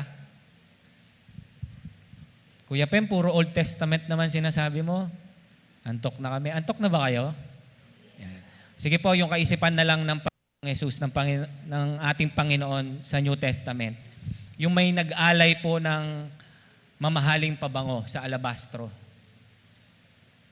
Binuhos niya pinrepair niya ang Panginoon, binuhusan niya ang Panginoon, at mamahalin yon yung alabastrong yon, yung laman nun, yung perfume. Ano sabi ng mga kasama ng Panginoon? Waldas yan, babaeng yan. Grabe siya. Parang gano'n, no? Waldas siya. Binuhos mo dyan. Sana itinulong na lang natin yung napagbentahan yan sa mahihirap. Sabi ng Panginoon, yung mga mahihirap, habang buhay nyo silang kasama. Ako, limited lang yung gagawin ko dito. At alam nyo ba mga kapatid, success yung babaeng yon. Siya lamang yung nag-success sa gawaing yon. Sa pagpe-prepare, sa pagkamatay ng Panginoon. Ba't ko nasabi yun mga kapatid? First day, pumunta sila ni Nicodemo, yung mga tinuturuan ng Panginoon, para buhusan ng Panginoon. Pero, wala na patay na di ba? Kumbaga, at third day, may pumunta pa mga kapatid, sila Maria. Pero wala na silang dinatnan. Pero yun ang proper. Sa third day, dapat buhusan. So, ang daming kasama nila Maria, no? Pero, wala na yung katawan ng Panginoon. Nabuhay na. So, bigo sila, no? Pero yung babaeng may dala ng alabastro, success. Para sa Panginoon, yun yung mabuti. Yun yung tama. Pero sa tao, failure yun. Nakita niyo mga kapatid, malayo ang kaisipan ni Yahweh sa atin. Sa iba, waldas. Sa Yahweh, preparation. It is good. Hindi pa man ako namamatay, sabi ng Panginoon, inihanda niya na. At sa bawat kasaysayan, laging mababanggit ang pangalan ng babae. Ano pa mga kapatid? Yung salita ni Yahweh, yung inutusan ng Panginoong Yahweh, si Moises. Moises, magpadala ka ng 12 espiya. Kasi ibibigay ko na sa inyo yung promised land, yung Israel, yung titiran nila. Eh di lumakad yung mga representative ng 12 tribes. Sabi nung 10, Moises, di kaya. Mga higanti pala mga nakatira doon. Tipaklong lang tayo. Moises, talo tayo dyan. Kawawa lang ang sasapitin ng mga bata at matatanda. Kahit yung mga elite force natin, walang magagawa. Pero ano sabi nung dalawa? Sino yung dalawang yon?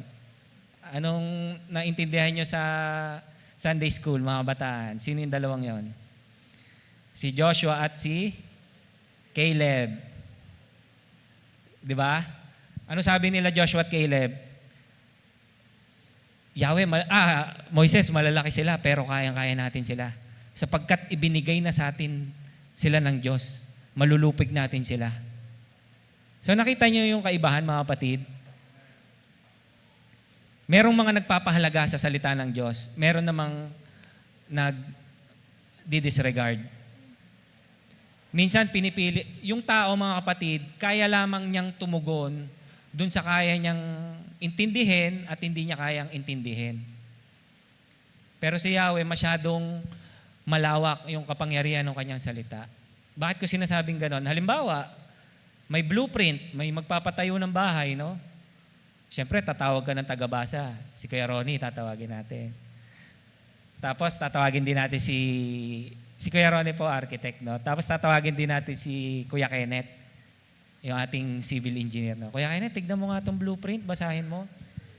Siyempre, sila, Kristiyano sila eh. Sige, babasahin ko, tutulungan kita.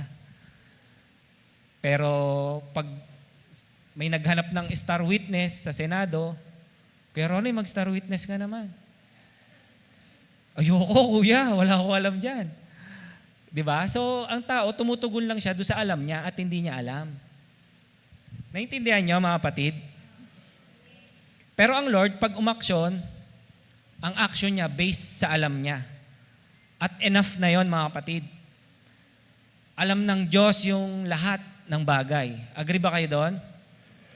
Agree niya, alam niya yung nakaraan, yung mga ginawa mo sa nakaraan at pangkasalukuyan mong ginagawa, at alam din niya yung mangyayari sa hinaharap. Pero ikaw, hindi mo alam yon. Ang tao kasi madalas gusto niya yung baka pwede naman, baka sakali. Ay, pwede nang gawan ng paraan yan. Di ba ganun yung tao? Laging nakarelay lang sa alam niya. Sa prinsipyo niya sa buhay, sa naabot niya. Hindi po, mga kapatid, higit pong mainam na ang inyong buhay ay nakakawing or nakakapit sa Diyos. sa mga inyong pinaplano. Halimbawa, maghahanap buhay kayo sa abroad, no? Wala ka namang ma-attenan na church doon. Pinush mo pa din. Ang sinabi nga, dapat tayong laging nakikinig ng salita ng Diyos at nakikipag-isa sa iglesia. Sapagkat anong babalikan ng Diyos? Ang iglesia. Yan. So doon tayo sa kaparaanan ni Yahweh. Ano man yung mangyari, no, mga kapatid? Sabi diyan, God's way and His word will always be better. Always. Better lamang ba ngayon? Hindi po. Magpakailanman. At madali pong naigugupo, mga kapatid, ang isang Kristiyanong hindi natutunan ang kapangyarihan ng salita ng Diyos. Mabilis pong nalulupig. Mabilis pong nadadagit ng kaaway ni Satanas, yung salita ng Diyos sa mga Kristiyanong hindi nagpapahalaga sa salita ng Diyos. Amen? Madali pong matalo or maigupo sa ating buhay, yung isang Kristiyanong ang turing sa sarili ay okay na at walang pake sa salita ng Diyos. Walang pagpapahalaga. Mabilis pong madestroy yun, mga kapatid. Yung Kristiyanong hindi binavalue ang salita ng Diyos. Amen? So, balikan po natin yung ating natutunan. Kung nakikinig pa kayo. Yan. Nakikinig po ba kayo, mga kapatid? Mahalaga po ba yung ating pag-aaral? Alam po ba natin na ang Diyos ang patuloy na nagtuturo sa atin? Amen. So, dahil dyan na po natin tatapusin yung ating pag-aaral. Bakit makapangyarihan ang salita ng Diyos?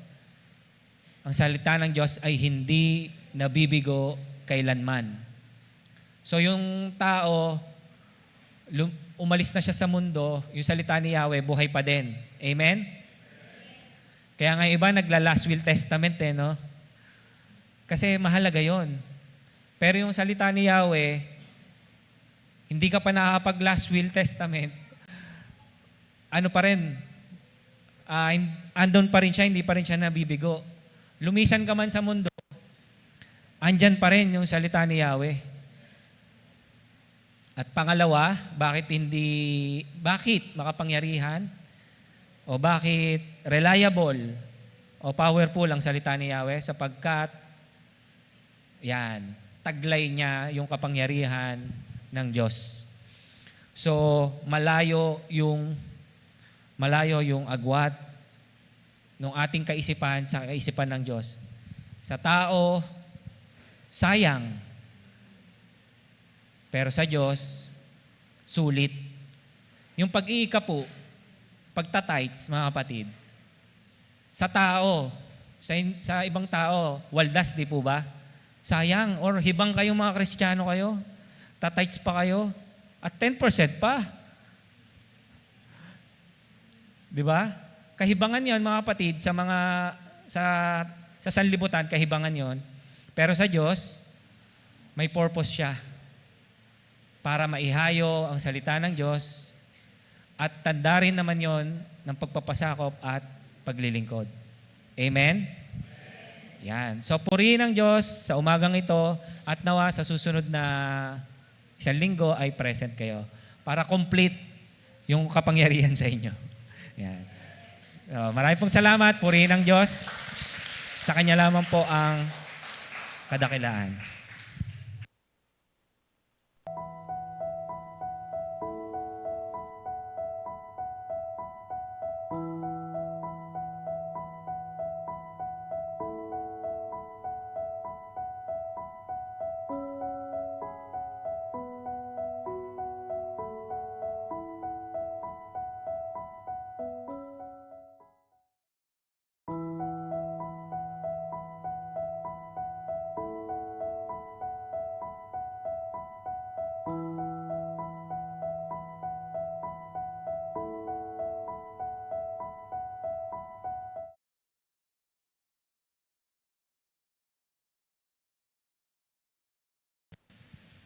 Po tayo sa aklat ng Deuteronomio, chapter 8, verse 17 hanggang 18.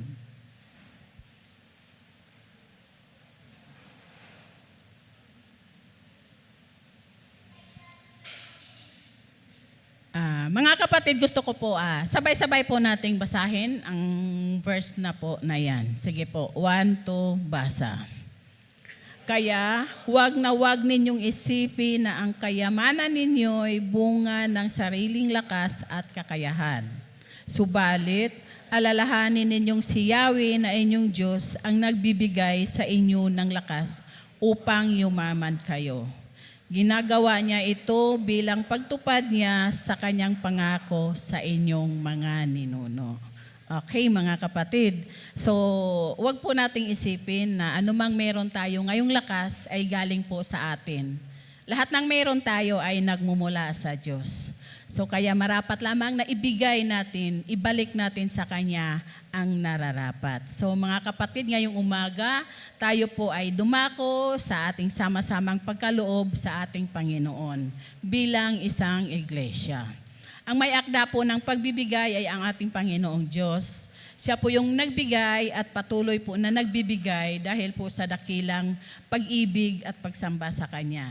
Muli, ngayon po tayo po ay sama-samang magbigay at nandito po sa harapan ng ating offering box, maaari na po tayong magkaloob para po sa ating Panginoon.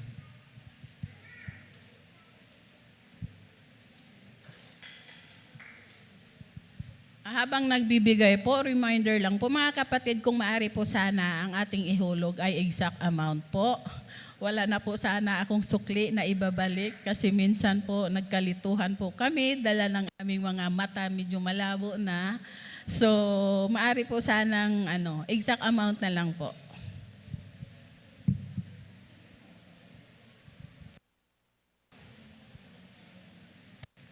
Sige po, panalangin po natin ang ating mga kaloob. Hallelujah. Purihin ka, Ama, dakila ka. Salamat sa umagang ito. Salamat, Lord, sa patuloy niyo pong pag-iingat, gabay sa amin sa isang linggo. At dalangin po namin, O Lord, ang patuloy pa po, O God, na ingatan niyo po kami sa aming mga trabaho, sa aming mga ginagawa, hanap buhay para po sa pangailangan ng aming pamilya. Salamat, Ama, sa umagang ito. Dalangin ko, Lord, ang mga kaloob na ito ay tanging maggamit lamang para sa iyong iglesia, mga pangailangan, O Lord, at higit sa lahat para sa paghayo ng iyong mga salita. Muli, itong lahat ay aming samot dalangin sa pangalan ng iyong anak, aming Panginoong Jesus. Amen.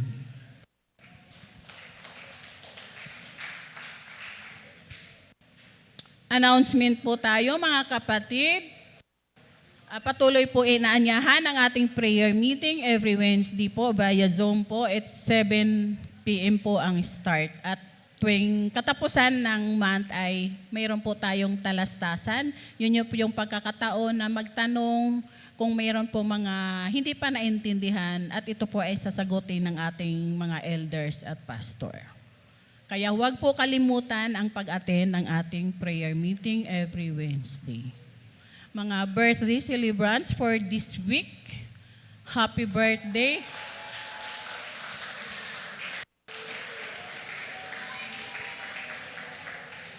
Parang may pakain yata, malakas ang hiyawan. Happy birthday kay Ate Cel Escobar ngayong umaga po.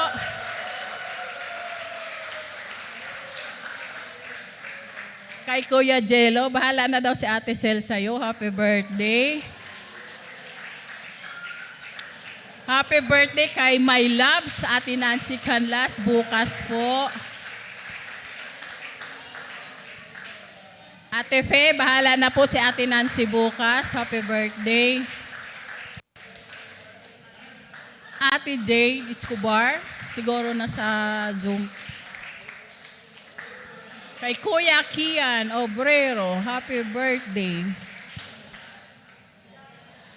Madaming handa to sa patlak sa katapusan ng buwan. Okay po, happy birthday sa mga nagdaraos ng mga kaarawan.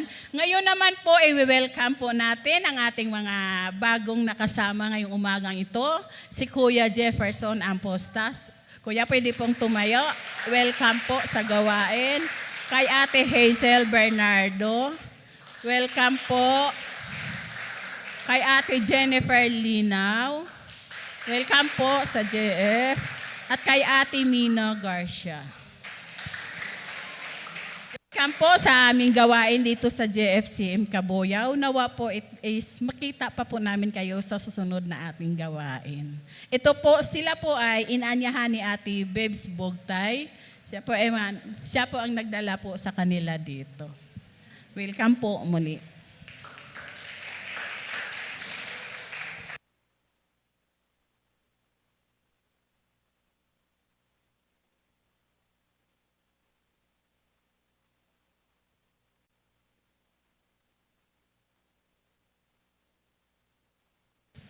Welcome po kuya sa pagdalo. Tinatawagan na po yung maghahanda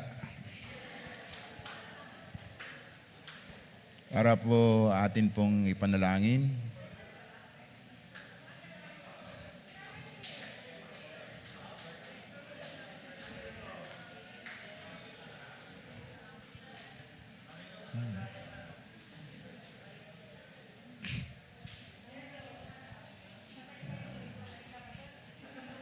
Kulay blue tsaka kulay pula.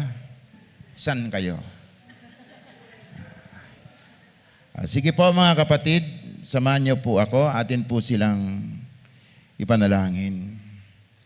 Muli po aming amang nasa langit, kami po ay lubos ang aming pong pasasalamat sa buhay po ng aming pong mga kapatid na magdiriwang po ng kaila pong kapanganakan sa linggong darating. Salamat, Panginoon, sa kailang buhay na sila po ay dinako mo sa lugar na ito upang sila po ay aming makatuwang sa paglilingkod sa iyo, upang pabalikin po sa iyo ang mga taong tumalikod. Salamat, Panginoon, sa mga kaloob mo sa kanila na patuloy pong ipinapagamit sa iglesyang ito. Nawa po sa kanila pong pagdagdag ng edad, dalangin ko po, Panginoon, na patuloy mo pong silang hubugin na sundin ang iyong mga aral. Patuloy pa pong lumago sa kanila pong pananampalataya. Tulungan mo po sila, Ama, sa lahat po ng kanilang gawain, sa lahat po ng kanila pong mga pangangailangan sa pang-araw-araw. Tulungan mo po sila, Ama, sa lahat po ng kanilang mga hinahangad pa na makamit upang parangalan ka, upang sambahin ka, Panginoon. Salamat, Panginoon, sa buhay nila. Dalangin ko po ang patuloy mo pong pag-iingat at mga pagpapala na mula sa iyo, O Diyos. Nawa po ay patuloy pa namin silang makasama sa iglesyang ito. Ito po ang aming dalangin sa ngalan po ng aming Panginoong Jesucristo. Amen. Happy birthday po, mga kapatid. Gipo, tayo po'y tumayo sa atin pong pagsasara, sa atin pong gawain. Tayo po'y manalangin.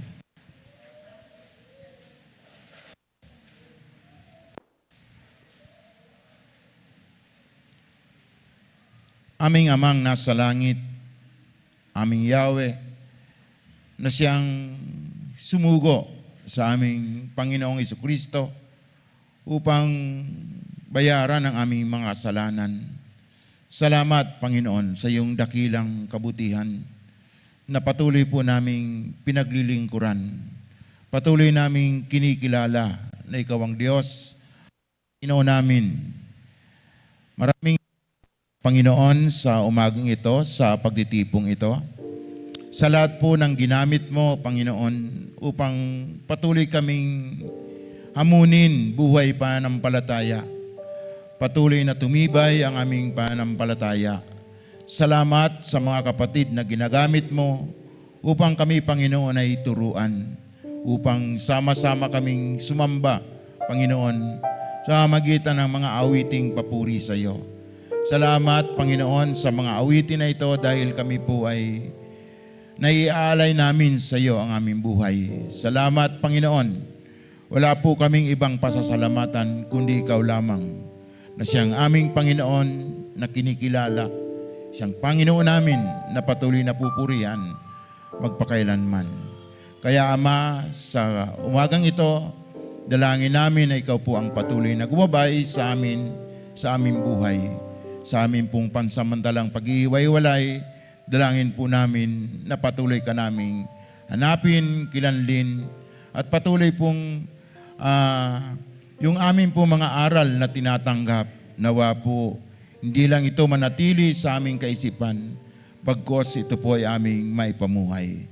Salamat o Diyos, pinupuri ka namin, sinasamba, dinadakila, pinaparangalan, sa ngalan po ng aming Panginoong Jesucristo. Sa biyaya po at kapangyarihan ng Diyos, umayo po tayo, nadala po ang patnubay ng Banal na Espiritu na siyang patuloy nating sundin at pakinggan. Marami pong salamat. Tapos na po ang ating gawain. Pagpalain po tayo ng ating Panginoong Jesucristo.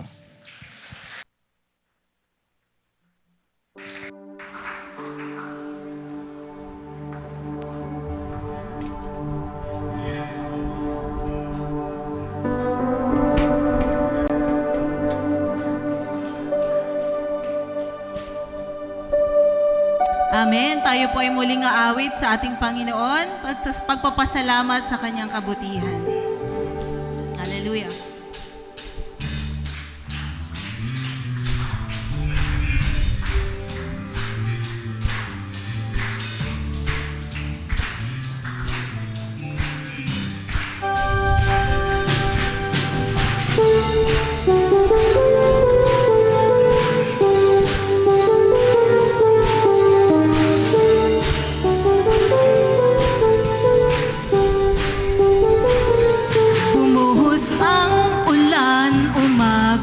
At halos malunod na, umihip ang hangin, pinilit na ako ay itumba.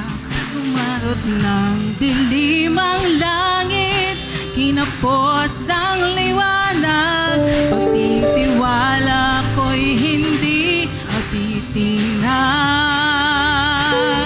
Pangako mo'y sa aking sandigan at biyaya mo'y lubos.